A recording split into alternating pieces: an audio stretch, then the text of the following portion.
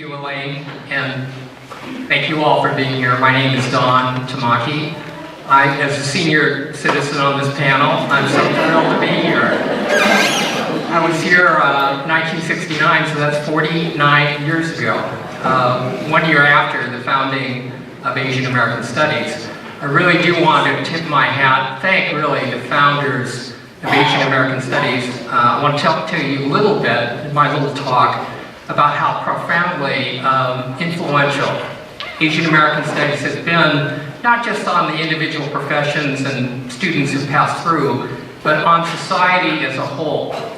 I'm feeling great that I'm still breathing. I congratulate Ling Chi Wang and Harvey Dong and some of the other founders here too to be still active and pushing. Sorry that Ron Takaki is not here, Yuji Ichioka, who really co-founded, who really coined the term Asian American before we were known as Orientals. And so really changed the face of this. To get to the question, for me, why is Asian American Studies so important? Well, the answer is very personal for me. In the late 1800s, my grandfather came to America as a stowaway. His name was Kameichi, which literally means number one turtle, Kame and Ichi. So I guess that makes me turtle number 2 or number 3. He paid a ship's cook to hide him in the pantry of a steamer that was bound for Seattle. By day, he stayed hidden. By night, he would sneak out, stretch out, and walk the empty deck. When the ship arrived, Kameichi left his hiding place and disappeared in the confusion of the dock and made his way south to San Francisco. Kameichi worked hard and long enough to buy a small hotel in the middle of San Francisco, Japantown. There was only one problem. California's alien land laws prohibited immigrant Asian Americans from owning real property. The penalties for violating the law was jail and forfeiture. In order to get around the law, Kameichi hired white lawyer Guy Colden, who took the property in his own name and held it in trust for Kameichi's firstborn child on American soil, who was my father. How do you get ahead in America if you can't own property? Well, you don't. So Colden was the go-to lawyer for Japanese Americans seeking to evade the law. As a child, my father accompanied Kameichi on his once-a-month visit to his office to deliver the mortgage payment. My father once thought that he might become a lawyer someday, but Kameichi laughed at him, asking him how he was going to earn a living. Indeed, by the summer of 1942, almost 120,000 Americans of Japanese ancestry were herded into 10 American-style concentration camps, stretching from California to Arkansas, and encircled by barbed wire and machine gun towers. Most lost their properties, and for some, even their lives, all without charges, without trial, and for no offense. This all happened just as my father was about to graduate from Berkeley, from here. Eventually, Berkeley sent his diploma to him through the mail, tightly wrapped inside a cardboard mailing tube addressed to a Topaz concentration camp in the Utah desert. Today, I keep this mailing tube with his diplomas rolled inside because it is a metaphor of how far we've come. The diploma symbolizes the promise of the future, as it does for you, but tightly constricted by a mailing tube addressed to a concentration camp, which at the time was my father's reality. A few defied the mass roundup. Fred Korematsu, a loyal American citizen, was arrested and jailed for refusing to obey the military orders. Against Korematsu's legal challenge, the government exhorted the Supreme Court to take the government's word for it. The Japanese Americans were engaging in acts of espionage and sabotage, posed a danger to the nation, and must be locked up. Well, shamefully, the court complied, asking no probing questions and abdicating its role as a check and balance on the executive branch. The result was a civil liberties disaster. It was in the aftermath of this mass incarceration, in its shadow really, that my generation of Japanese Americans grew up in the 1950s. After these prison camps were closed, Japanese Americans began gradually returning to the very communities that had exiled them. My parents bought a house in Oakland. A group of white neighbors knocked on the door and asked that we pack up the family and leave. We didn't. My parents rarely talked about their bitter experiences, and I had, frankly, a wonderful childhood. Still, there was occasional incidents that reminded me that race mattered. I hated each December 7th because I knew that someone was going to blame me for Pearl Harbor. I remember being kept out of pickup games because no one wanted a rice eater on their team. I remember being held down and pummeled by 4 white kids who did that because I looked like some other kid that they happened to be mad at. They knew I wasn't the one that they were after, but since I was Asian, I would do. Still, we tried not to let these things bother us. After all, this was the state of the culture at the time. For a large part of the nation, segregation was the norm. More than half the states had laws making marriages between blacks and whites a felony. Housing and job discriminations were rampant. In the South, lynchings of African Americans and bombings of their homes and churches occurred with some regularity. And Hollywood portrayed Asians as buck-toothed, slant-eyed houseboys, servants or chauffeurs who at best spoke broken English. And you know what? I hate to admit it, but it didn't bother us either. We either actually believed that we were inferior, or we aspired to be white, or we thought there was nothing we could do about discrimination. This all began to change, however, in 1963, when we saw on national television George Wallace, the governor of Alabama, screaming, "Segregation now, segregation tomorrow, segregation forever." And Martin Luther King leading marches of peaceful demonstrators, fearlessly integrating schools, buses, lunch counters, and businesses. And we watched them being beaten with clubs, set upon by dogs, and blasted with fire hoses with the force that would rip the bark off trees. It was in this context that visionary scholars and activists fought for Asian American studies, San Francisco State, UC Berkeley, campuses across the country, to form this movement. This movement turned our heads around, revealed that we had something in common with the Black Civil Rights Movement, and taught us to stand up. It was a phenomenon that was more than civil rights. I think it was the beginning of an American cultural revolution. Through Asian American studies, we discovered our rights, our identity, our history, and our worth as Americans. As a direct result of Asian American studies, organizations of all kinds, civil, religious, professional, social, formed. A lot of the organizations that you all are part of, I'm sure, if you find that their origins are in the late 60s or early 70s, that's Asian American studies. That's the impact that effort has had. And for example, Asian Health Services. I was there when it started as just a collection of Berkeley undergraduate students doing a health education project. It's now a comprehensive safety net clinic with over 100,000 patient visits a year, serving a low-income monolingual immigrant population. Asian Law Caucus, Asian Law Alliance, Asian American Community Defense and Education Fund, Asian Community Mental Health Services, Chinese for Affirmative Action.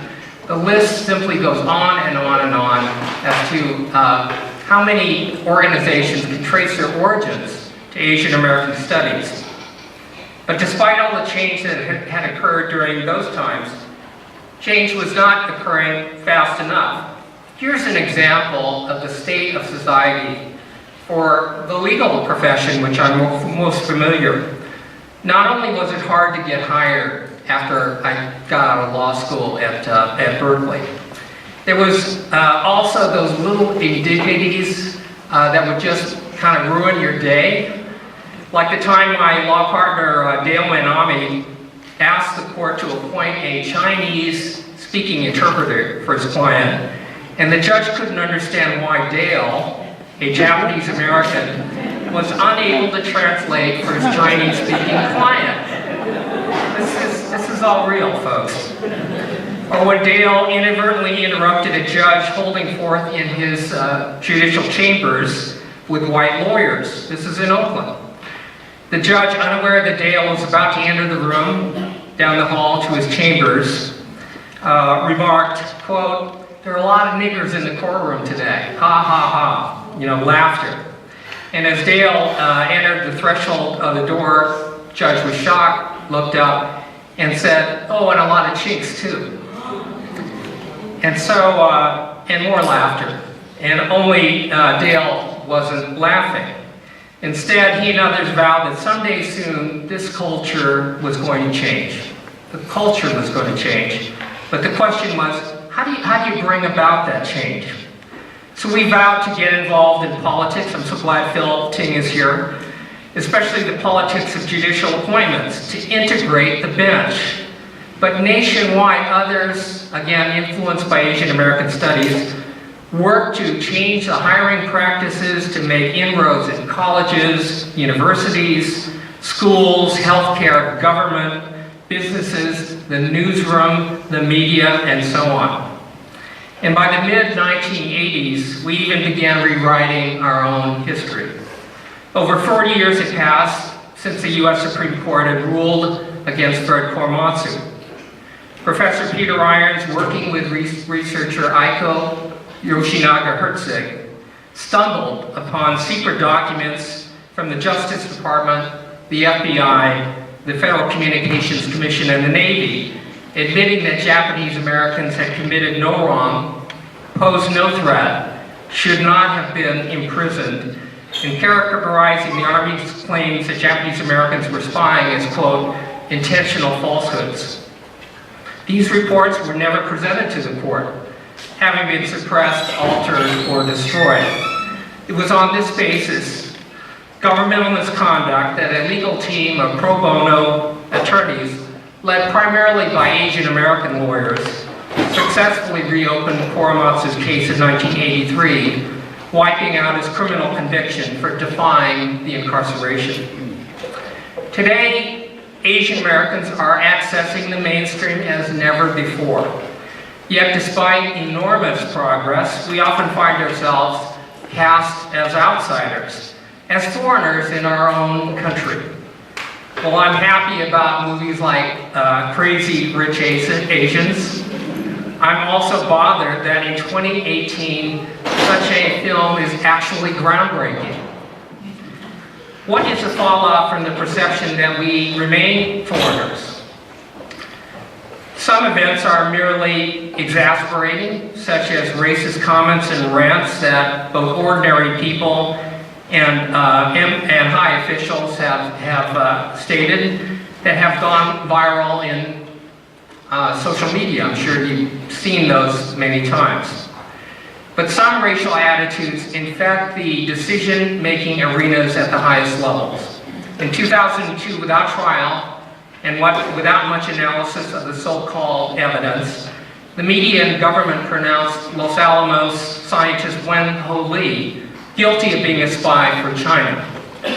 Lee had 59 charges leveled against him, was held in solitary confinement for 9 months, kept in a cell 23 hours a day, and his hands and feet shackled when he was allowed in the exercise yard. After Lee pled guilty to the minor claim of mishandling classified material, the 58 charges were dropped. And Chief Judge James Parker of New Mexico took 30 minutes in open court to issue an unusual apology to Lee and his family. In 2015, FBI agents came into Temple University Professor Xiaoxing Xi's house with guns drawn and led him away in handcuffs in front of his wife and his 2 daughters, accusing him of sharing sensitive American-made technology with China. But months later, independent experts discovered that the information had been publicly available for years. The Justice Department dropped all the charges against Dr. Shi, but the damage against him, an American citizen, was already done. Shi had been suspended from his position as chair of the Temple Physics Department, denied access to his lab, had to pay huge legal fees in order to clear himself, and the totally false impression was left that he was a spy. Despite our model minority image, there exist on the one end of the spectrum immigrant families that have made hellish, war-torn passages to America from Vietnam, Laos, Cambodia, only to face the hellish conditions of poverty and inequality in America. On the other end of the spectrum, the glass ceiling is real. The highest levels of corporate America are still overwhelmingly white and male. Some Asian Americans are reaching these heights, but many, perhaps most of them, are doing it in businesses that they founded. Bottom line, despite the progress that has been made, we're not yet equal in the streets or in the suites. So what are we going to do about it? Well, for one thing, it's crucial that we continue to support Asian American studies because this unique academic discipline helps us and others understand who we are. As we learn about our own identities, we must also, however, need to empathize with those who are facing similar struggles that we have faced. For example, as Asian Americans, we know something about immigration. Most of us in this room are only a generation or 2 removed from our immigrant ancestors. In fact, many of you are immigrants yourselves. The common denominator is that most of our families arrived here with nothing more than a belief in this country and a desire for a new life in America. And we are the result of that. Was our entry into the United States lawful? Well, not always. We'd like to think that we came here on the Mayflower, but we know that's not true. Many of us are descendants of, quote, paper sons or daughters who bought documentation identifying them falsely as children of relatives lawfully in America, and who studied coaching books with detailed information on their paper families in order to pass grueling interrogations on Angel Island. As I mentioned, my grandfather skipped Angel Island entirely. He was a stowaway. Note that our history, both then and now, intersects with current events. Here's how. For example, the parallels between Korematsu and the travel ban, which continues, by the way, to separate American families and has left loved ones stranded abroad. Those parallels, that travel ban was upheld in June of this year by the Supreme Court. The parallels between Korematsu and the travel ban are quite disturbing. Both arose out of war. Both cases featured the government invoking national security to shield its actions from judicial scrutiny. Both had abundant evidence of racial or religious animus expressed by high officials against a targeted minority. Both involved hidden government intelligence reports that the government refused to disclose to the court. And both ended with the court failing to scrutinize whether such sweeping deprivations of fundamental freedoms actually make the country safer, or instead were merely the fulfillment of racist policies or political campaign promises. The legal principle that courts should defer, ask no questions, stand down and bow to the will of the executive branch that we are witnessing today, whenever it invokes national security, actually started during the Chinese Exclusion Act cases, one of the original travel bans, by the way. That principle was extended through Korematsu and regrettably has been reaffirmed in Trump versus Hawaii, the travel ban case. I'm guessing that a great many, if not most, Asian Americans, certainly in this room, are the direct results of 1960s immigration reform that led to the family reunification of your families. Trump has pejoratively labeled family reunification policies, which Asian Americans have greatly benefited from, as, quote, chain migration. And he proposes curtailing that. Recently, the Trump administration cut refugee visas in half. That is shocking. But for the available of refugee visas for families running for their lives from war and violence, Asian Americans of Southeast Asian ancestry would not be here. That's just a fact. In other words, the people in this room, Asian Americans in the country, we are maybe 1 or 2 degrees from the immigrants and Islamic communities which are currently in the crosshairs. I'm grateful that Asian American Studies has played an essential role in shining a light, maybe reflecting a mirror is more accurate, but certainly shining a light on our own history, and particularly in the dark places, in order that we are able to take our rightful place in this country. So thank you very much, and thank you, Asian American Studies.